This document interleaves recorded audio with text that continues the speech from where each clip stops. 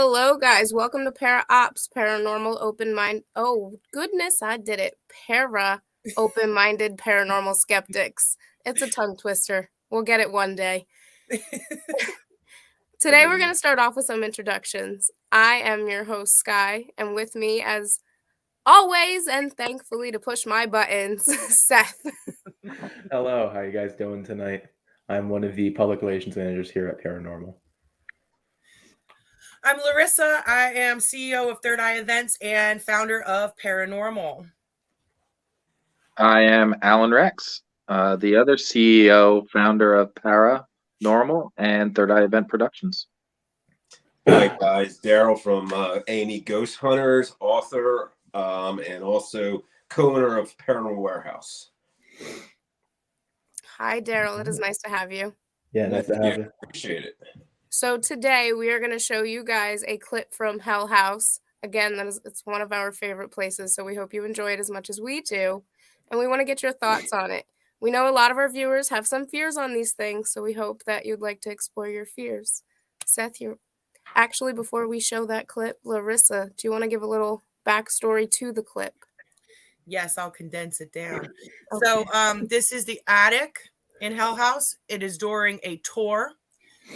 One of the things we do is we will do a paranormal tour, and it will be a team lead and a team psychic.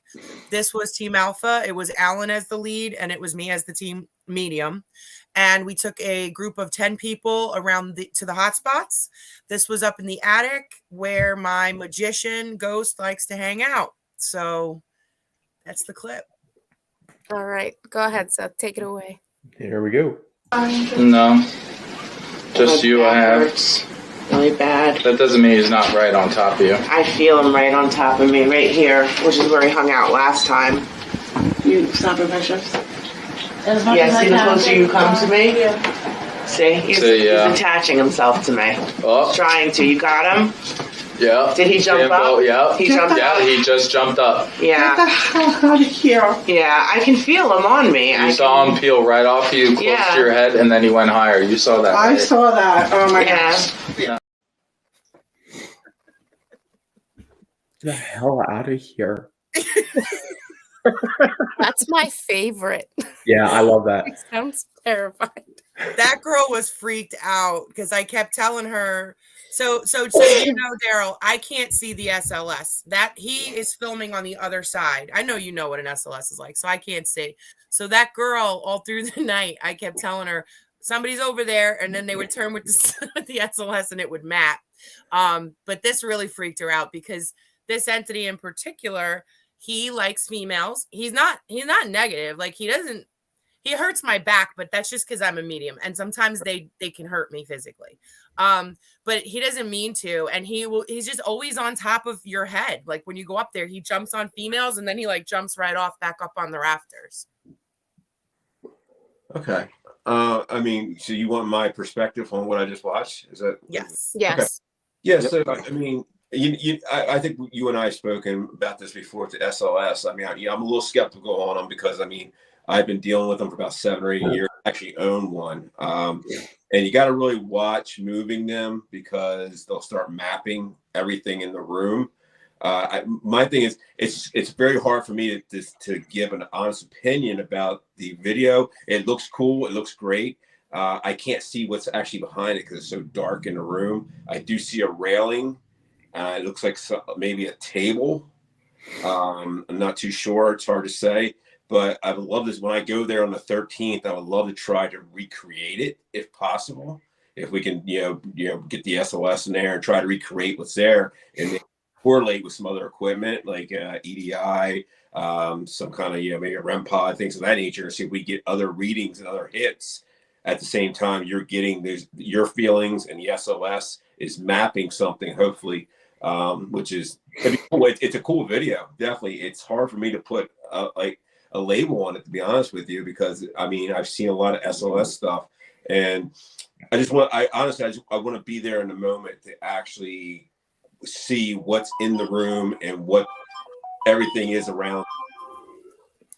So in the beginning of the clip, you can hear there is a female that is there.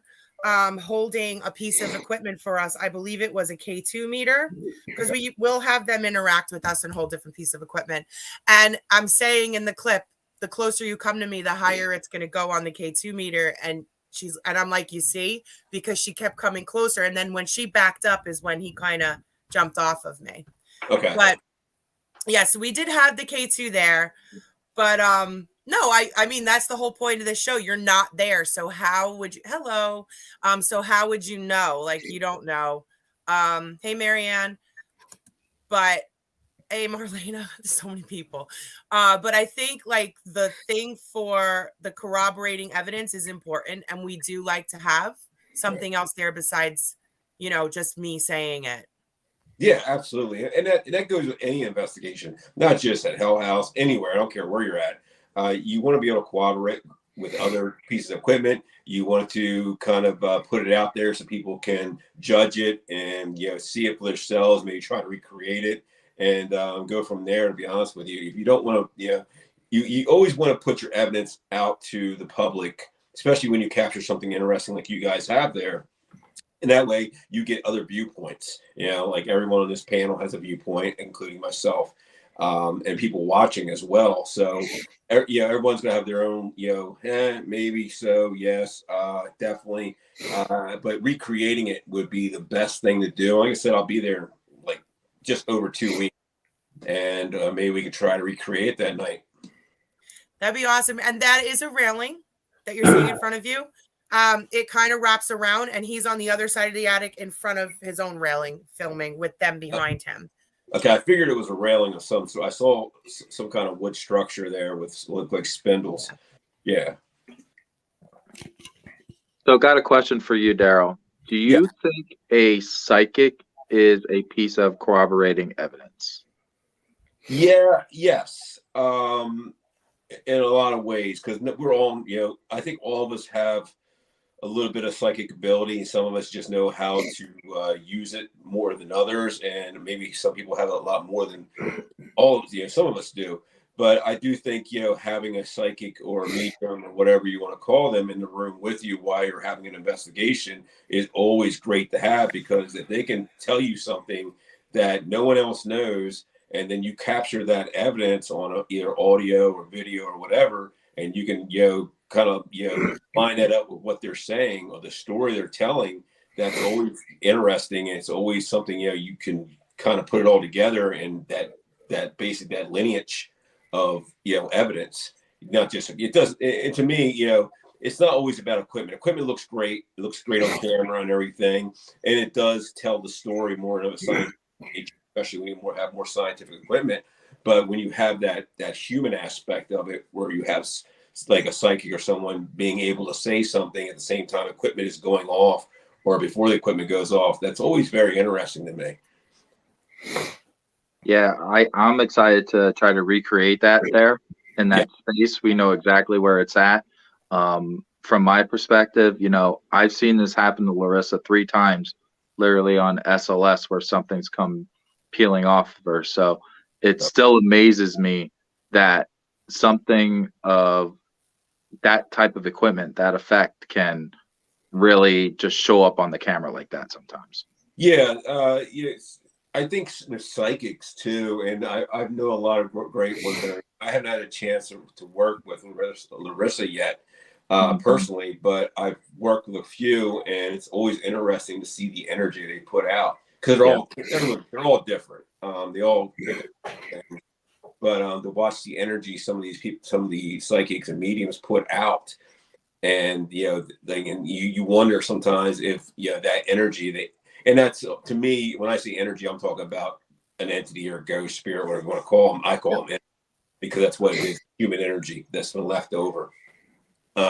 If that energy connects to them because it knows it can pick up on them better, or, you know, they're more like they're feeding into them. That's always really, to me, it's really cool to watch that in real time. They know who I am at Hell House, obviously, because I'm there all the time. And they're funny. They're funny in there, because they either really do feed off of me, Like they'll come around and I'll start to get a headache, or I'll start to get like tingly all over. And I just know when they're so close to me. I know that because I get that electrical feeling. And when they're on me, my whole body feels like I'm being like my fingers in a socket. Yeah. So that happens in the attic to me a lot. And Yeah, I I usually know. ask them to just get off, and they do. It's funny. I know one of the shows you did with us, Daryl, we talked about using investigators as bait, things like that. We were joking around, but really, like in that place, for example, the people with psychic abilities are really the best trigger objects. Yeah, they in usually that are. building. Yeah.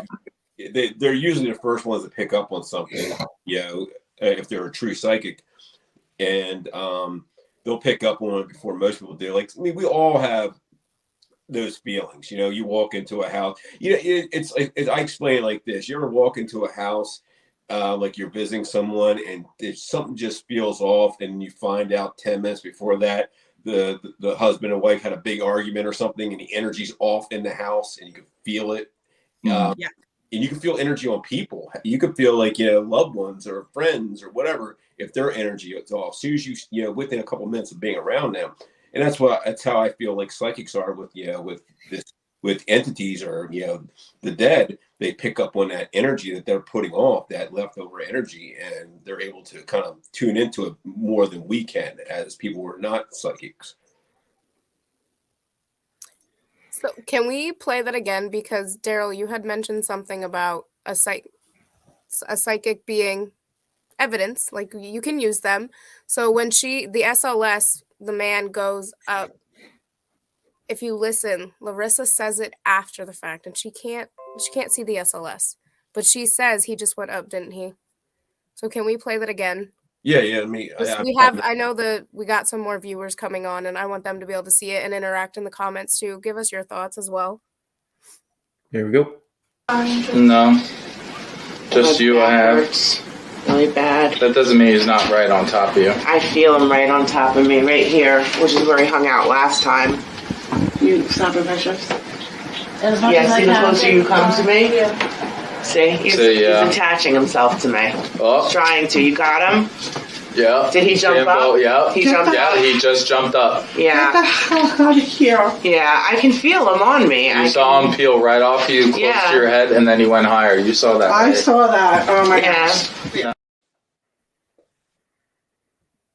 Yeah, for some reason on my end, I'm not getting audio. I'm just getting video. Oh no, the audio is the best part, Daryl. Yeah, Yes. I even checked my mic. I just hit it a couple times and still not getting any audio.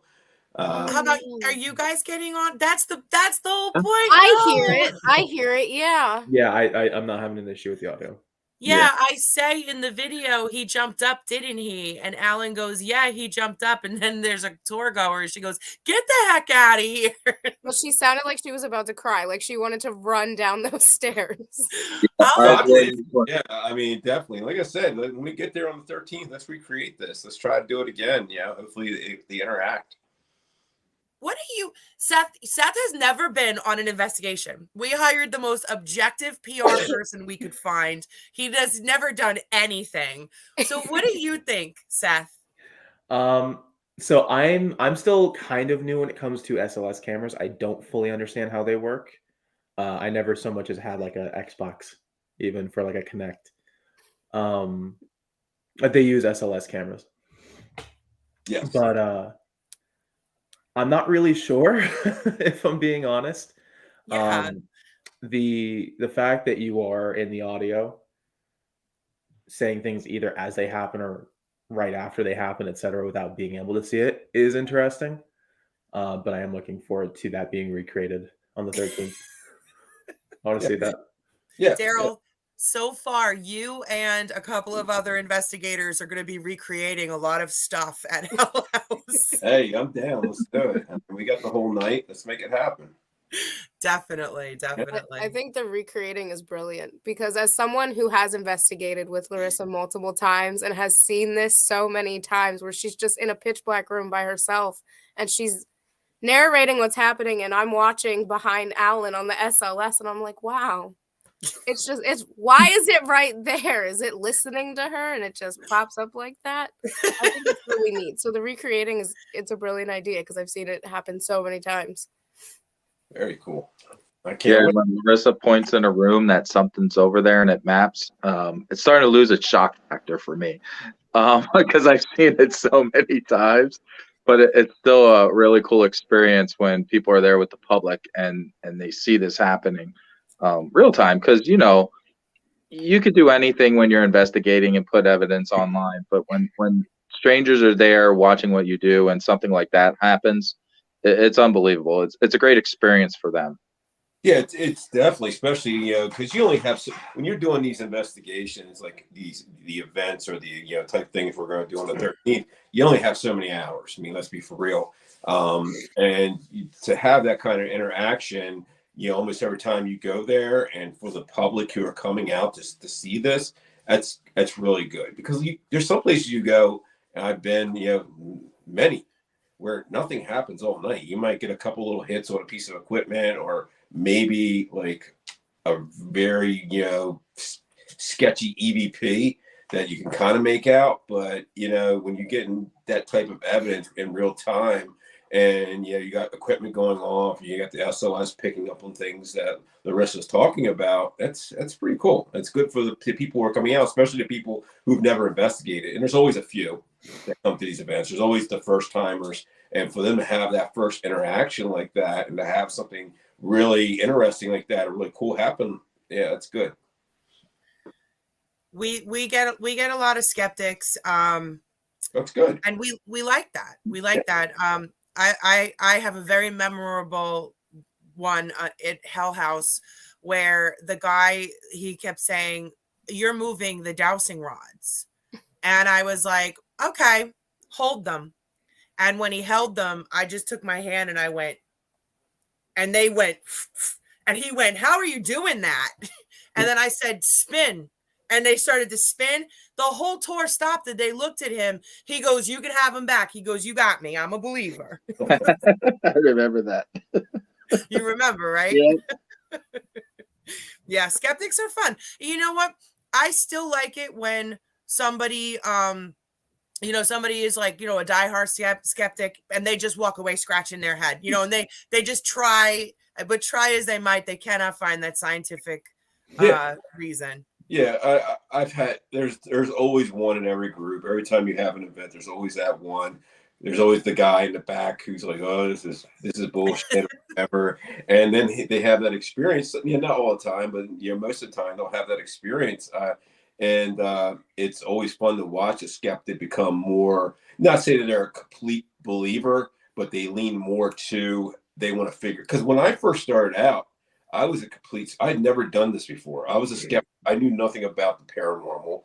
And the only reason I ever got into it is because I had that experience at a paranormal, thing, with this paranormal team was putting on, and I got invited to it. And I actually had tickets that were given to me for free, and I went. It was around Halloween, and I had that experience, and I became, not that I wasn't a believer, but I was always on the fence about it. I became, it swayed me way over to the other side. Like, okay, there's something here, and I got to figure it out.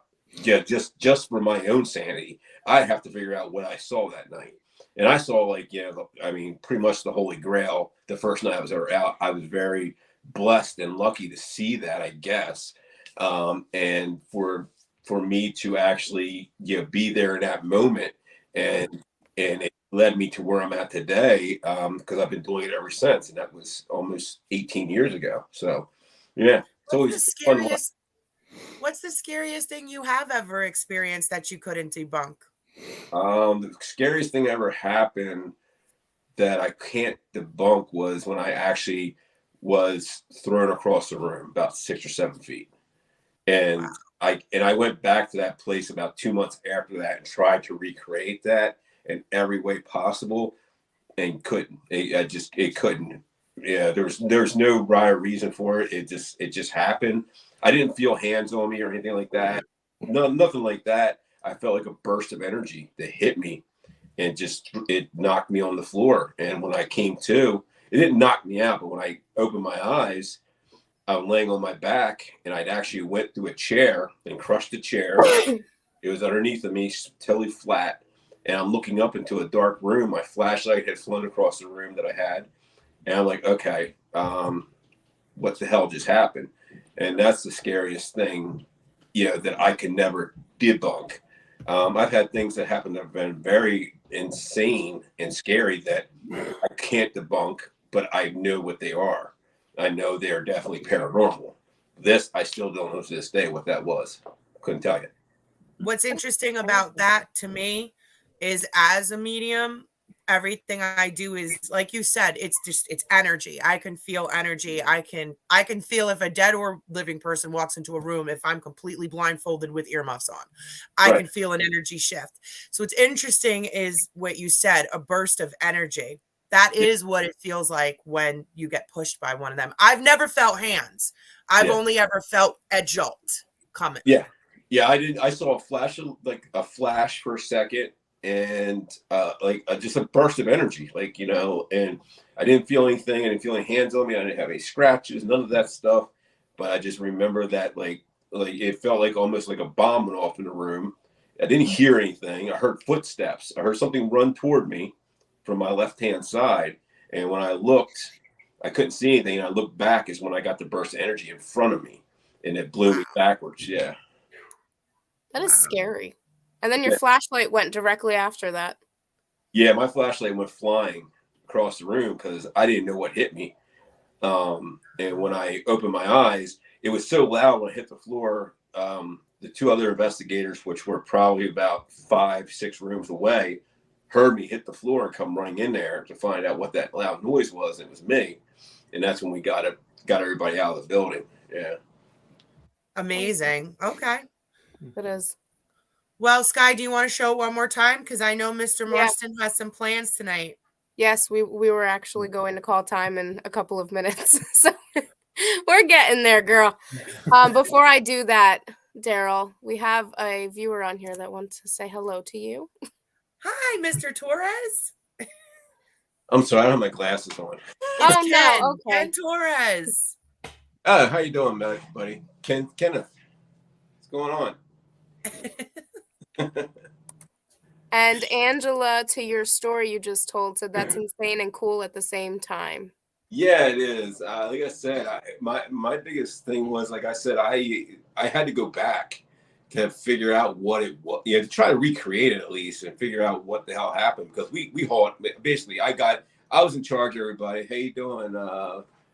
Marianne. I'm sorry, it's really I'm on my phone. It's really small on my screen. At the time, I was the head investigator, so my biggest concern was getting everybody out safely.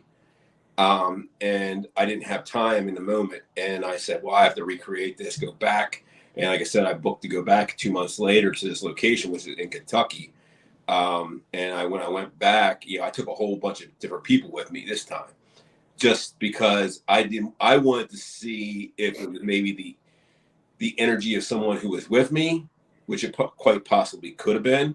They're putting up a negative energy. And so the second time going back had nowhere near the same. We had stuff happen, don't get me wrong, but nowhere near the same results at all. Yeah. Interesting. Very interesting. All right, Seth, you want to play that clip one more time for our viewers? Here we go. No. Just you, I have. Hurts really bad. That doesn't mean he's not right on top of you. I feel him right on top of me, right here, which is where he hung out last time. You stop your precious? Yeah, see the closer you come to me? Yeah. See? He's attaching himself to me. Oh. He's trying to. You got him? Yeah. Did he jump up? Yeah. He jumped up? Yeah, he just jumped up. Yeah. Get the hell out of here. Yeah, I can feel him on me. You saw him peel right off you, close to your head, and then he went higher. You saw that, I right? saw that. Oh my gosh. Yeah.